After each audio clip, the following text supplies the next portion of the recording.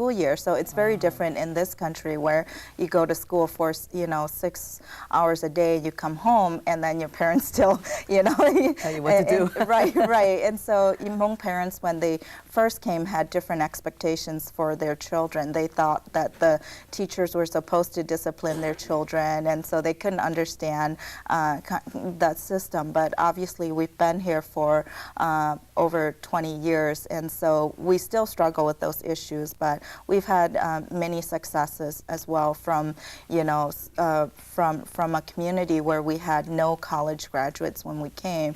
We have now over 3,000 undergraduates, and then over 200 people with masters and over 100 people with PhDs. And so in a span of 25 years or so, we've had lots of successes, but of course we still struggle a lot in the model minority myth that pervades in Asian American communities is not true for communities in the Southeast Asian community. Yeah, you're right. We try to tell our educators that there are at-risk kids. There are kids who are not doing super well, exactly. and we need to understand that it isn't just a high-achieving community. You're absolutely correct. Right. Let's talk about the beliefs of your community as it pertains to religion or medicine. Tell us about some of that.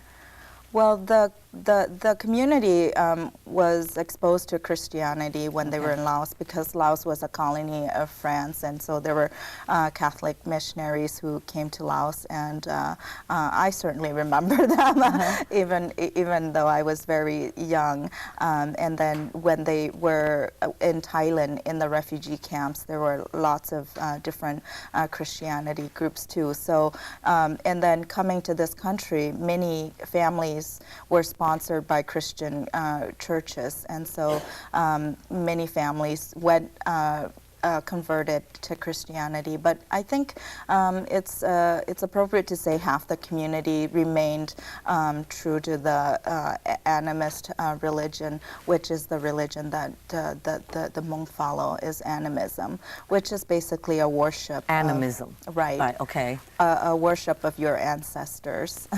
Okay. And that by following that's practiced now by Hmong Americans here in this country too. Yes. But that's not so different from a lot of the other Asian American ethnicities too. I know that reverence for ancestors and this whole philosophy of respecting your elders carries through the whole Asian American community. Let me ask you, are there differing attitudes in your community as it pertains to men and women? Are there roles that are ascribed to certain genders, or are pretty much everybody treated about the same? Well, I think we are like many other communities in that we do come from a male-dominated culture. And so that means, men, historically, men have had more privilege.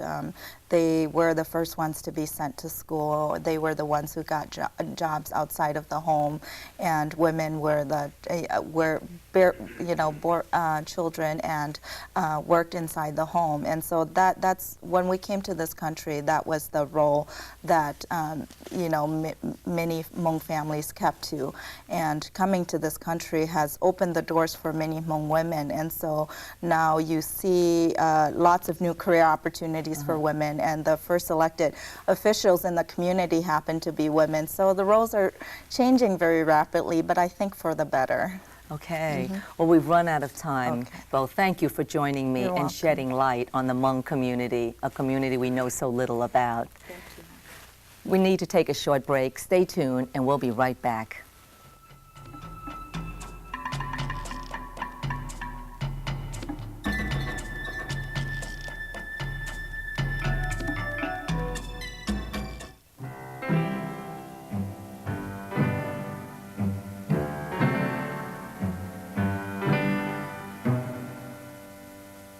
To be a mentor, you don't have to have all the answers.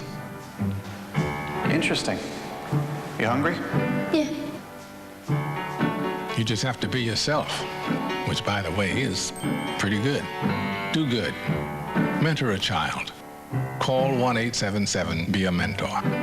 While walking in a toy store the day before today, I overheard a crayon box with many things to say.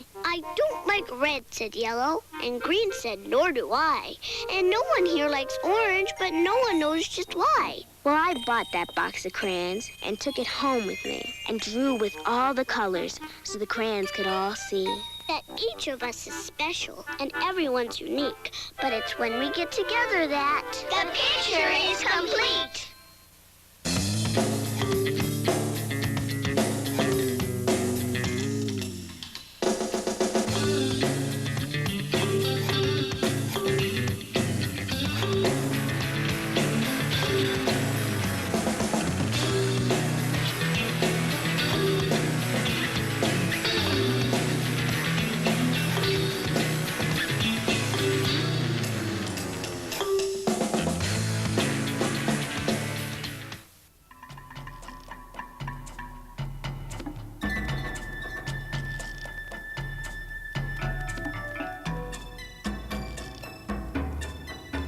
Welcome back to Ginny's, where East meets West. My next guest is a leader in a community that is certainly visible to the general public, but few associated as part of the Asian American community. He has been very active for promoting the image of Pakistani Americans and the Muslim community. As past president of the Pakistan Association of the Greater Washington Metropolitan Area, he has demonstrated his belief in the importance of mutual cooperation. A warm welcome to Mohammed Sadiq. Welcome, Mohammed. Thank you. Are people surprised when